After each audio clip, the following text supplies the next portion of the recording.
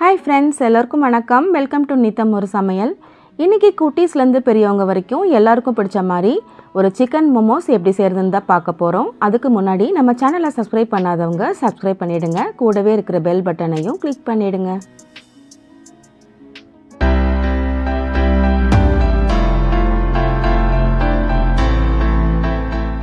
இப்போது இந்த டேஸ்டியான சிக்கன் மோமோஸ் நம்ம எப்படி செய்கிறதுன்னு பார்க்கலாம். சிக்கனை உப்பும் மிளகுத்தூளும் சேர்த்துட்டு வேக வச்சு ஒரு மிக்ஸி ஜாரில் சேர்த்துட்டு அரைச்சி எடுத்திருக்கேன். நார்மலாக செய்கிறவங்க சிக்கனை வேக வைக்காமல் பச்சையாகவே தான் அரைச்சி எடுத்துக்குவாங்க. நான் கொஞ்சம் டிஃப்ரெண்ட்டாக இருக்கணுங்கிறதுக்காக அந்த மாதிரி செய்கிறேன். இப்போ இது மாவு செய்கிறதுக்கு நம்ம ஒரு பவுலில் ஒரு கப்பு மைதா மாவு எடுத்துக்கலாம். இதுக்கு தேவையான உப்பு சேர்த்துட்டு தண்ணி ஊற்றிட்டு நல்லா சப்பாத்தி மாவு பதத்துக்கு சாஃப்டாக நம்ம பிசைஞ்சு எடுத்துக்கலாம்.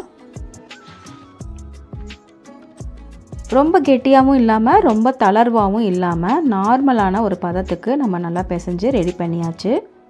அது மேலே கொஞ்சம் எண்ணெயை நம்ம அப்ளை பண்ணிவிட்டு ஒரு 10 நிமிஷத்துக்கு நம்ம ஸ்டஃபிங் ரெடி பண்ணுற வரைக்கும் அதை அப்படியே மூடி வச்சிடலாம். இப்போ இது ட்ரை ஆகாமல் இருக்கும். இப்போது ஸ்டஃபிங் பண்ணுறதுக்கு ஒரு பவுலில் அரைச்ச சிக்கன் அதில் சேர்த்துக்கலாம். அது கூட கட் பண்ணி வச்சுருக்கிற பெரிய வெங்காயம் நல்லா பொடியாக நான் கட் பண்ணியிருக்கேன், அதையும் சேர்த்துக்கலாம். கொஞ்சமாக கேரட்டும் முட்டைக்கோசையும் இதே மாதிரி பொடியாக கட் பண்ணியிருக்கேன், அதையும் இது கூட சேர்த்துக்கலாம்.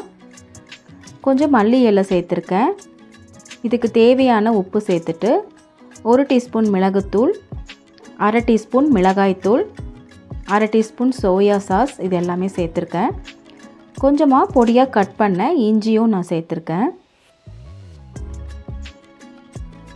இது எல்லாத்தையும் நம்ம நல்லா கையில் இந்த மாதிரி மிக்ஸ் பண்ணி வச்சிடலாம்.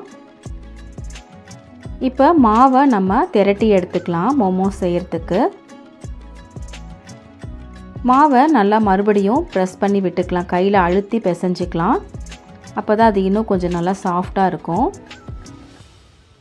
நல்லா இந்த மாதிரி அழுத்தி பிசைஞ்சதுக்கப்புறமா நம்ம நீட்டமாக இந்த மாதிரி திரட்டி எடுத்துக்கலாம். ஒரு 1 இன்ச் அளவு சைஸில் நம்ம இந்த மாதிரி கட் பண்ணி எடுத்துக்கலாம் மாவை. இது எல்லாத்தையும் கட் பண்ணதுக்கப்புறமா நம்ம இதை சின்ன சின்ன பூரி சைஸில் நம்ம திரட்டி எடுத்துக்கலாம். ஒரு சப்பாத்தி பலகையில் கொஞ்சமாக மாவை டஸ்ட் பண்ணிவிட்டு அது மேலே இதை நல்லா பூரி சைஸ்க்கு நம்ம திரட்டி எடுத்துக்கலாம். ரொம்ப திக்காக இல்லாமல் ஓரங்கள் எல்லாமே நல்லா தின்னாக நம்ம திரட்டி எடுத்துக்கணும். இதுக்கப்புறம் இதை ஷேப் பண்ணுறதுக்காக ஒரு பிளேட் இல்லைன்னா ஒரு டிஃபன் பாக்ஸ், சின்னதான டிஃபன் பாக்ஸை வச்சு நம்ம இந்த மாதிரி ப்ரெஸ் பண்ணி அழுத்தி எடுத்தோம்னா நல்லா ரவுண்ட் ஷேப் கிடைக்கும். மீதி இருக்கிற மாவை இந்த மாதிரி நம்ம எடுத்துடலாம். பாருங்கள், இந்த மாதிரி ஷேப்பில் இருக்குது. இது நல்லா தின்னாக இருந்தால் தான் சாப்பிட்றதுக்கு சாஃப்டாக இருக்கும். ஓரங்களில் திக்காக இருக்கும்போது ரொம்ப ஹார்டாயிரும். இப்போ இதுக்குள்ளே நம்ம கொஞ்சம் கொஞ்சமாக ஸ்டஃபிங்கை இந்த மாதிரி வச்சுக்கலாம். வச்சுட்டு ஒரு சைடில் ஒவ்வொரு மடிப்பு மாதிரி எடுத்து நம்ம ப்ரெஸ் பண்ணி விடணும். ப்ளீட்டிங் எல்லாம் நம்ம சாரியில் பண்ணுவோம் இல்லையா, அந்த மாதிரி மடித்து ஒன்று மேலே ஒன்று வச்சு நம்ம அப்படியே ப்ரெஸ் பண்ணி விட்டுக்கலாம்.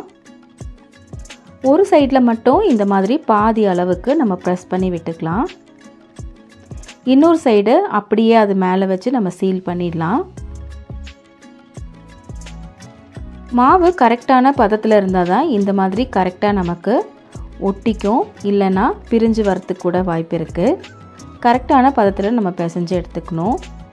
இதே மாதிரி மீதி இருக்கிற எல்லாத்தையும் நம்ம ஸ்டஃப் பண்ணிவிட்டு மோமோஸை ரெடி பண்ணிக்கலாம். எல்லாமே இப்போ நம்ம சூப்பராக ரெடி பண்ணியாச்சு. இது ரெடி பண்ணுறதுக்கு ரொம்ப டைம் எடுக்கக்கூடாது, இல்லைன்னா மற்றதெல்லாம் சீக்கிரமாக காஞ்சு போயிடும். இப்போ ஒரு இட்லி பாத்திரத்தில் நம்ம இதை வேக வச்சிடலாம். தட்டில் கொஞ்சமாக எண்ணெயை அப்ளை பண்ணிவிட்டு அது மேலே நம்ம ரெடி பண்ணி வச்சுருக்கிற மோமோஸை அரேஞ்ச் பண்ணிக்கலாம். அது மேலேயும் கொஞ்சமாக நான் எண்ணெயை அப்ளை பண்ணுறேன், அதனால் அது ரொம்ப ட்ரை ஆகாமல் இருக்கும். இப்போ இதை மூடி வச்சுட்டு ஒரு 20 நிமிஷம் நம்ம மீடியம் ஃப்ளேமில் வச்சு குக் பண்ணி எடுத்துக்கலாம். ஏற்கனவே சிக்கன் வெந்திருக்கிறதுனால சீக்கிரமாக இது ரெடி ஆயிரும். இப்போது இதுக்கு ஒரு சட்னி ரெடி பண்ணுறதுக்கு இந்த மோமோஸை வேக வைக்கிறதுக்கு முன்னாடியே இதையும் நான் வேக வச்சு எடுத்துட்டேன். ஒரு பாத்திரத்தில் ஒரு 7-8 வரமிளகாய், 3 பல் பூண்டு, 3 தக்காளியும் நான் எடுத்திருக்கேன். தக்காளியை சைடில் 4 சைட்லேயும் இந்த மாதிரி ஒரு கீரல் மாதிரி போட்டுட்டு இது எல்லாத்தையும் 10 நிமிஷத்துக்கு நல்லா வேக வச்சு எடுத்துக்கலாம். கீரல் போடுறதுனால வெந்ததுமே ஈஸியாக அந்த தோலை நம்ம எடுத்துட முடியும். இதை ஒரு மிக்ஸி ஜாரில் சேர்த்துக்கலாம். மிளகாயும் காம்பை எடுத்துட்டு அதையும் இது கூட சேர்த்துக்கலாம். 4 வரமிளகாயும் 2 காஷ்மீரி சில்லி மிளகாயும் நான் வேக வச்சு எடுத்திருக்கேன். இது கூட பூண்டையும் நம்ம சேர்த்துட்டு இதை நல்லா அரைச்சி எடுத்துக்கலாம். இதுக்கு தேவையான உப்பு சேர்த்துட்டு ஒரு 1/2 டீஸ்பூன் மட்டும் சுகர் சேர்த்துருக்கேன் காரத்தை பேலன்ஸ் பண்ணுறதுக்காக. இப்போ இதை அரைச்சி எடுத்தாச்சு. இந்த கன்சிஸ்டன்சியில் இருக்குது பாருங்கள். இதுதான் நம்ம மொமோஸ் தொட்டு சாப்பிட்றதுக்கான சட்னி. இப்போ மொமோஸை இந்த காரசாரமான சட்னியோட நம்ம சர்வ் பண்ணிடலாம். ரொம்ப ரொம்ப டேஸ்டியான இந்த சிக்கன் மொமோஸை குழந்தைங்களுக்கு நம்ம வீட்லேயே செஞ்சு கொடுக்கும்போது அவங்க ரொம்ப ரொம்ப விரும்பி சாப்பிடுவாங்க. இப்போ இருக்கிற டீனேஜர்ஸ் எல்லாருமே வெளியில் தேடி தேடி டிஃப்ரெண்ட்டாக சாப்பிட்றாங்க. அந்த மாதிரி இருக்கும்போது இந்த மாதிரி ரெசிபிஸ் எல்லாத்தையும் நம்ம வீட்லேயே கண்டிப்பாக ட்ரை பண்ணி கொடுக்கலாம் அவங்களுக்கு. ரொம்ப ரொம்ப டேஸ்டியான இந்த மொமோஸை நீங்களும் உங்கள் வீட்டில் கண்டிப்பாக ட்ரை பண்ணி பார்த்துட்டு எனக்கு கமெண்ட் பண்ணுங்கள். இந்த வீடியோ உங்களுக்கு பிடிச்சிருந்ததுன்னா லைக் பண்ணுங்கள், ஷேர் பண்ணுங்கள், சப்ஸ்கிரைப் பண்ணுங்கள். Happy cooking!